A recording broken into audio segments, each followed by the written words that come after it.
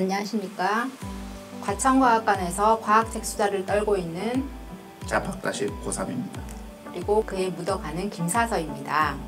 저번 시간에는 국립과천과학관장님의 저도 과학은 어렵습니다에 대해서 알아봤고, 이번 시간에는 하리하라의 과학 고전 카페로 인사드리겠습니다. 하리하라는 대한민국 여성 과학 분야의 칼럼니스트입니다. 하리하라가 무슨 뜻인지 고3님께서 알고 계신가요? 하리하라라는 게 네. 힌두교 신화가 있어요. 브라흐만이라고 최고신이 있는데 그 신들이 굉장히 많거든요. 다 신교다 보니까 그 중에 창조의 신인 비슈누랑 타계신 많이 들어보시죠. 시바 발음에 주의해야 됩니다. 시바가 합쳐진 건데요. 그게 하리하라거든요. 그래서 사실 여쭤보긴 해야 돼요. 나중에 하리하라 본인한테 여쭤는 봐야 되는데, 제가 생각할 때는 자신의 자의식 과잉이다. 나이가 바로 알파요 오메가고 천상천하 유아독절이다.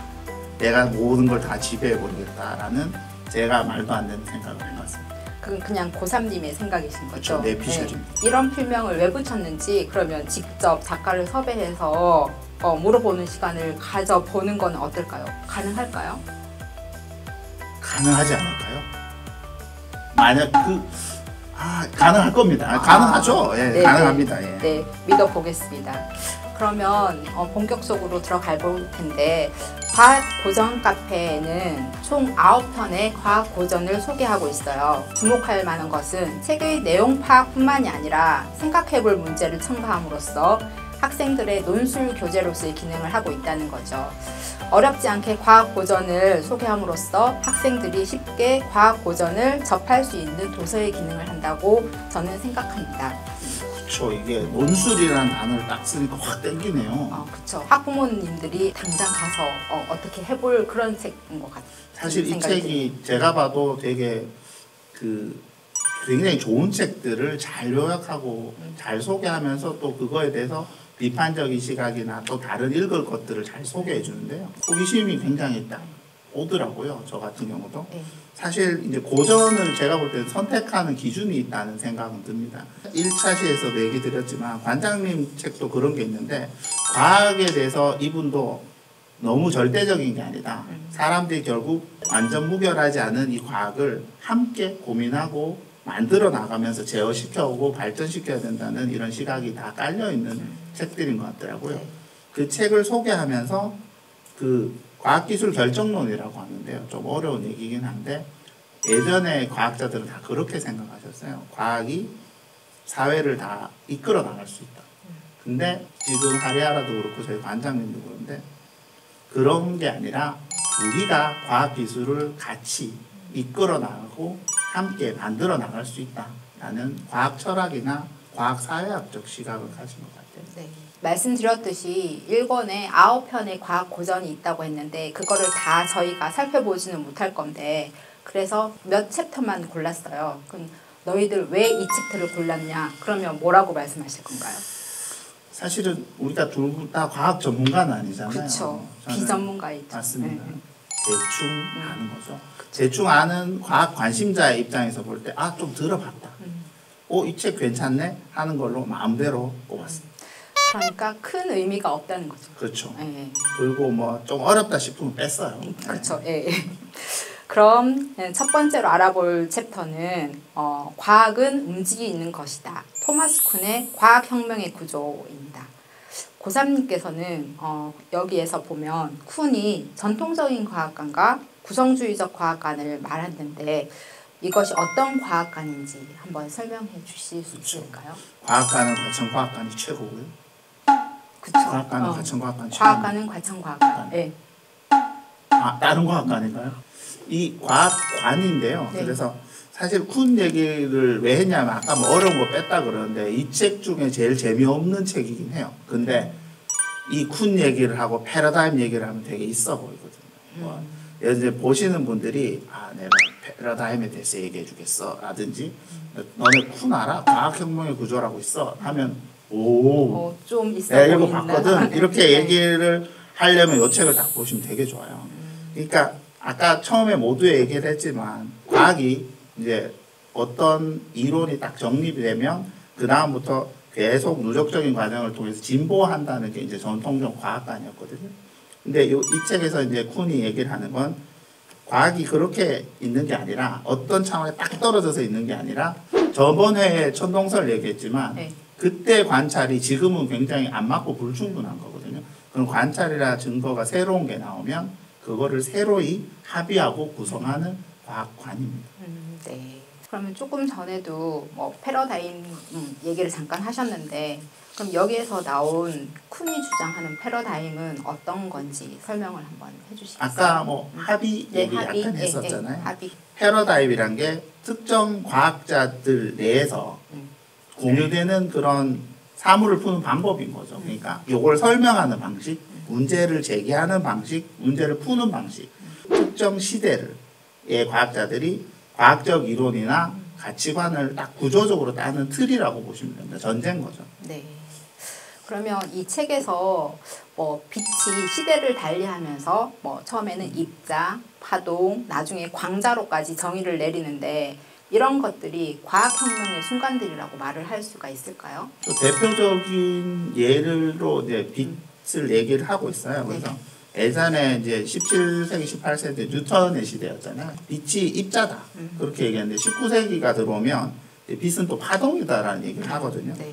그러다가 이제 20세기 들어오면 그 유명한 이제 그 솔베이 전쟁이라는 그게 나와요. 요거는 과학 쿠키 채널 보시면 자세하게 나오니까요. 그거 보시고요. 거기 파동이랑 입자의 특성을 동시에 가진 광자다 해서 막 아인슈타인이랑 막 엄청나게 싸워요. 거기서 이제 슈레딩거 보어 이런 사람들이 막 나오고 이름만 딱 들어보면 알아요. 근데 거기까지만 아시면 돼요.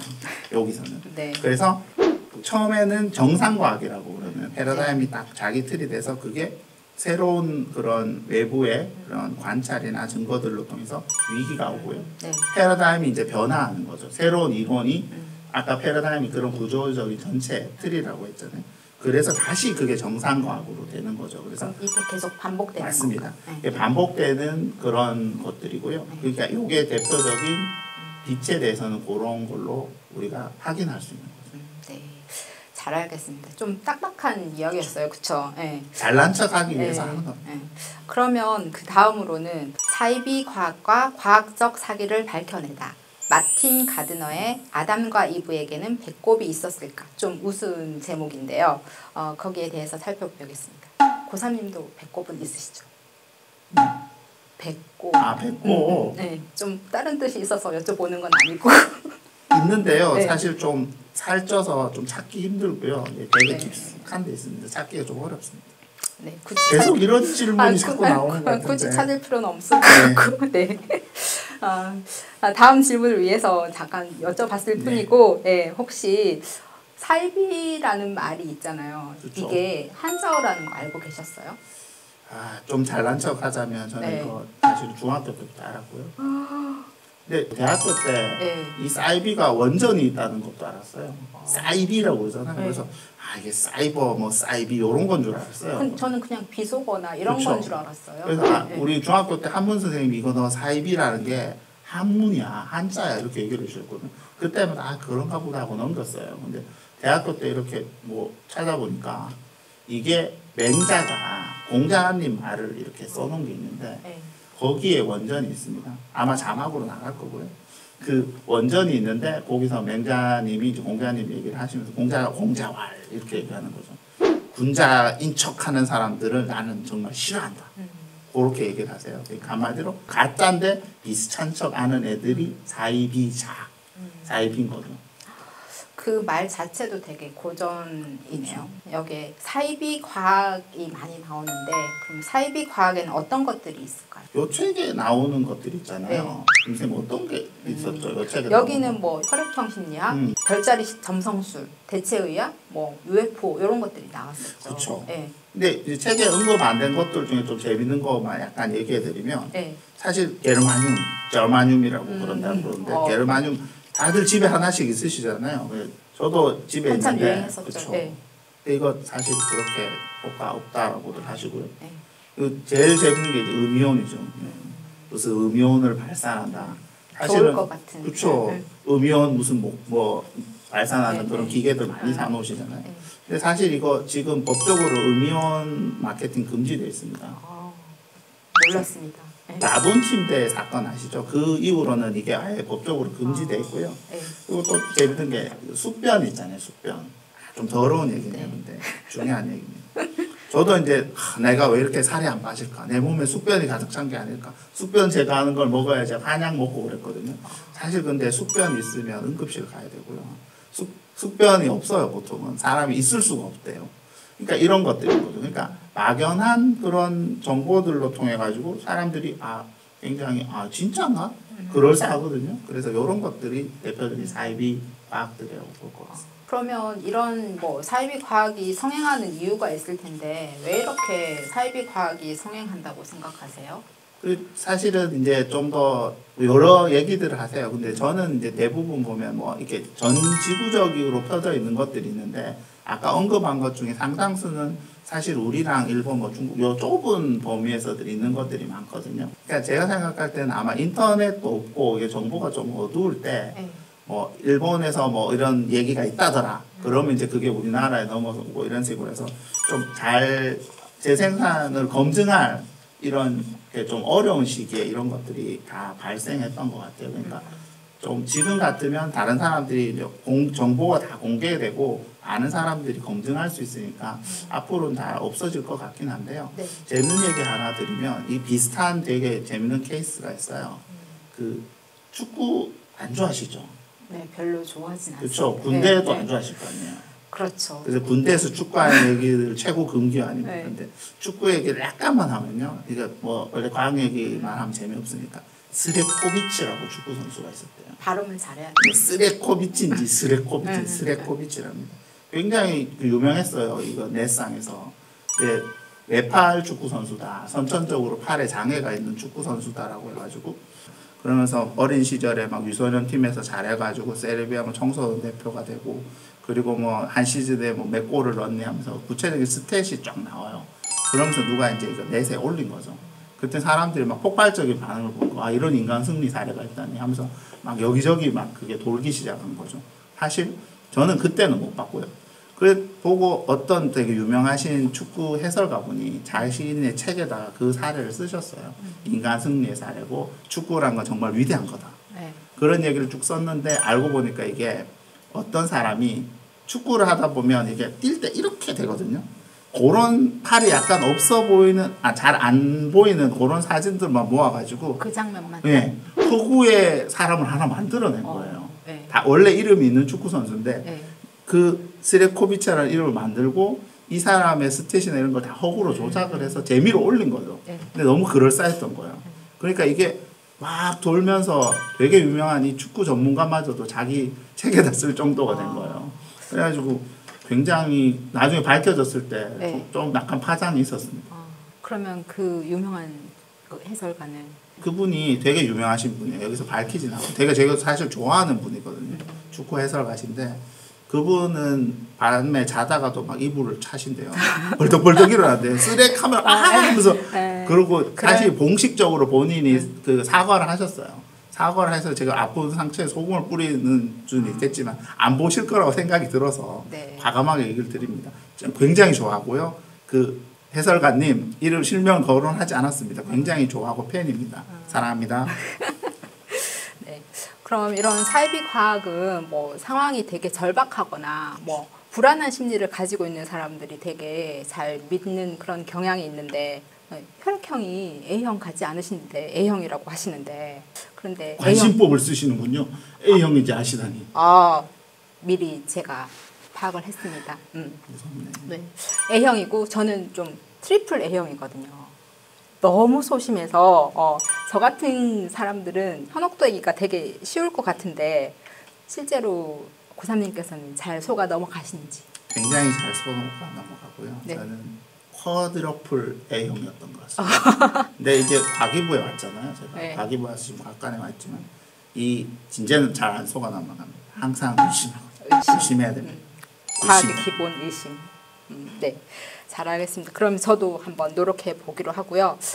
저희가 이 책에 나오는 책 중에서 원래는 소개하려고 했는 책이 있었어요. 제레드 다이아몬드의 유명한 총균세라는 그렇습니다. 책을 소개하려고 했는데 이 총균세라는 책은 얘기할 게 너무 많아서 고3님께서 그러면 이거 요약하기 이번 시간에 요약하기에는 너무 아깝다. 그래서 다음으로 따로 편성을 해서 저희가 한번 책 수다를 한번 떨어보자 이런 요구를 하셔서 네, 다음에 총균세는 다음 시간에 따로 하기로 하고요. 물론 이렇게 호응이 많이 없으면 네. 안 할 수 있어요. 없어질 수도 있는 거죠. 호응을 많이 해주셔야 돼요. 기대하면서 그러면 이번 시간에는 환경오염이 침묵시킨 세상에 대한 경고 레이첼 카슨의 침묵의 봄에 대해 수다를 떨어보겠는데요. 이 책은 1962년도에 출간되었다고 하는데 출간될 당시에 사람들한테 되게 많은 협박, 위협, 질타를 받았다고 그래요. 왜 그랬을까요? 예, 이 책도 사실은 제가 대학교 때 본 책인데요. 그쵸, 사실 고전이죠. 기억은 잘 나지는 않습니다. 왜 이 책을 봤냐면 되게 이 책을 보면 비속어로 간지가 났어요. 아, 내가 좀 의식이 있고 뭐 그런 것도 있었지만 사실 제가 환경 문제에 좀 관심이 많았었습니다. 그래서 이 책을 봤는데 사실 당시에 5, 60년대 상황이란 게 우리나라는 뭐 이미 개발도 더디고 안 됐던 상황이지만 미국은 더 굉장히 개발이 확 빨리 되면서 농장주나 화학회사들 그러니까 한마디로 이 산업을 이끌어가는 사람들이죠. 그 농약 제조업체 같은 데서 이제 사실 환경적인 이유보다는 그 경제적인 논리로 화학약품이 유해성을 입증할 수 없기 때문에 유해성이 있다는 게 입증이 안 되기 때문에 이건 유해성이 없다라고 얘기를 하면서 이제 레이첼 카슨이 사실은 또 박사가 아니다. 그리고 또 여성이잖아요. 맞아요. 그렇다가 보니까 그거를 공격하기 시작하는 거죠. 그래서 다 헛소리다. 헛소리다라고 얘기하면서 그렇게 인신공격을 많이 받았었어요. 환경 문제에 대해서 되게 발전하게 된 그렇죠. 계기가 된 굉장히 거죠. 큰 계기가 된 책입니다. 이것 때문에 뭐 지구의 날도 제정이 됐다면서요? 그렇죠. 이 책 때문에 사실 지나갔는데요. 4월 22일이 지구의 날인데요. 사실은 이게 굉장히 중요한 역할을 한 거죠. 네. 그럼 되게 대단한 여성 과학자분이셨다고. 저는 그냥 사회운동가 정도로 생각을 하고 사회운동가. 있습니다. 과학자이시기도 하지만. 네. 그럼 이 책에 보면 화학약품이 되게 많이 나오는데 특히 DDT라는 뭐 용어가 많이 나오고 뭐 DDT 화학약품이다 뭐 나오는데 도대체 DDT는 어떤 화학약품인가요? 사실 DDT가 사실 되게 재밌는 주제입니다. 굉장히 재밌는 주제인데 DDT가 처음에는 이제 19세기에 오스트리아 거기 과학자분이 합성을 했는데 이제 20세기 들어와가지고 파울 헤르만 밀러라고 그분이 이제 이게 살충제로 효과가 있구나. 옛날에는 제충국이라는 걸 썼거든요. 그래서 그게 근데 자연 그 살충제인데 요걸 대체제로 쓰기 시작한 거죠. 근데 너무 효과가 좋은 거예요. 싸고 심지어 구하기도 쉽고 싸고. 싸다. 그러니까 이분 심지어 이 공로로 노벨상까지 받으셨어요. 기적의 살충제다. 그렇죠. 이거 사실 DDT 많이 보셨잖아요. 이게 뿌리는 거 보신 거 아니고 혹시 맞은 거 아니세요? 그거는 상상에 맡기겠습니다. 그래서 많이 보셨죠. 보기는 아셨죠. 좀 유명한 장면들 있잖아요. 그렇죠. 그렇죠. 막 머리에 이 잡는다고 그걸 막 뿌리는 거예요. 근데 넷에 쳐보시면 굉장히 많이 나옵니다. 그러니까 6.25 때 미군들이 와서 몸에 뭐 병균들이 굉장히 위험한 거죠. 그러니까 그때만 해도 이제 자기들도 다 썼어요. 우리한테 무슨 비하를 하려고 한 게 아니라 미국 현지에서도 이건 귀적의 살충제다라고 생각해서 막 쓴 거죠. 은혜를 받아라 이런 식으로 썼나요? 같이 이제 문명의 이기를 공유하자. 저는 그렇게 생각합니다. 나쁜 뜻은 없었다고 생각을 합니다. 당시에 몰랐으니까.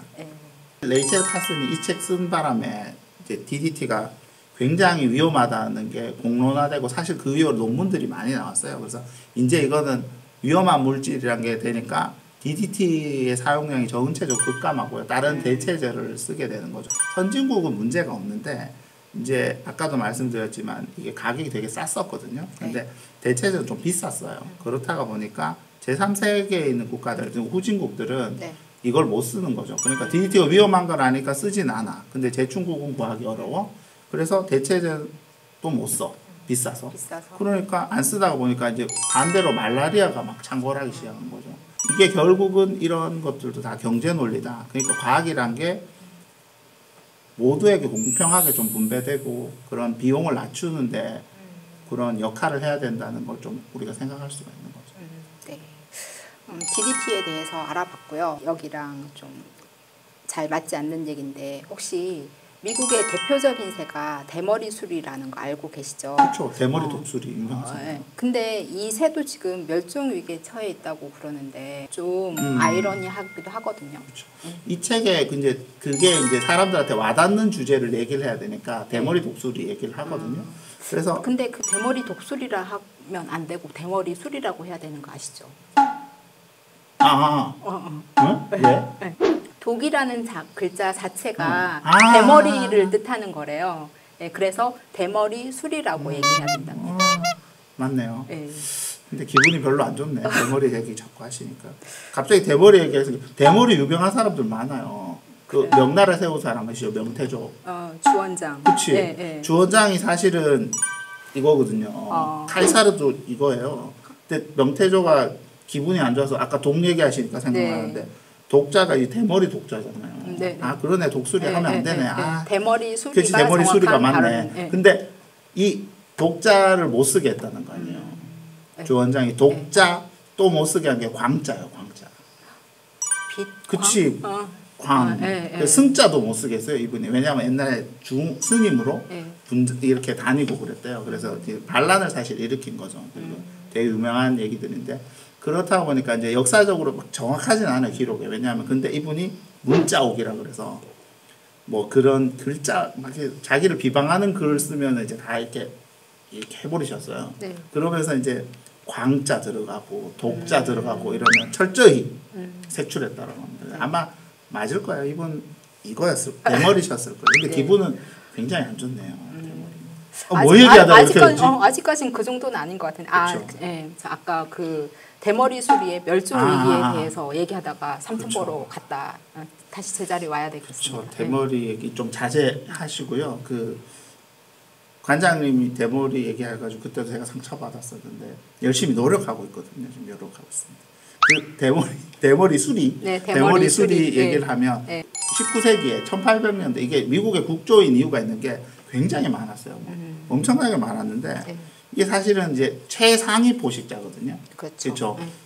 쌓이고 쌓이다가 마지막에 오는데 이 DDT가 반감기가 5년에서 한 12년 정도 돼요. 굉장히 오래 생각보다 있는다는 거죠. 그러니까 그렇죠. 축척이 되는 거죠. 배출하는 맞습니다. 계속 축척이 되다 보니까 얘들이 대머리 수리가 한테 얘기들 많이 쌓인 거죠. 그렇다고 보니까 알이 잘 부화도 안 하고 심지어 껍질이 얇아지니까 얘들이 잘 깨지지도 않아요. 그래가지고 개체 수가 점점 늘어. 이 책에 보면 63년도에는 한 800마리밖에 안 남았대요. 사실 국조라고 하기 되게 부끄러운 수준으로 남은 거죠. 그러면 지금은 또 좀 더 적게 넘었을 수도 있고 그렇겠네요. 아니면 관리를 잘해서 그쵸. 더 많이 DDT 안 있을 수도 써서 있고. 이제 조금 늘었을 수도 있죠. 그거는 확인해 봐야 될 것 같습니다.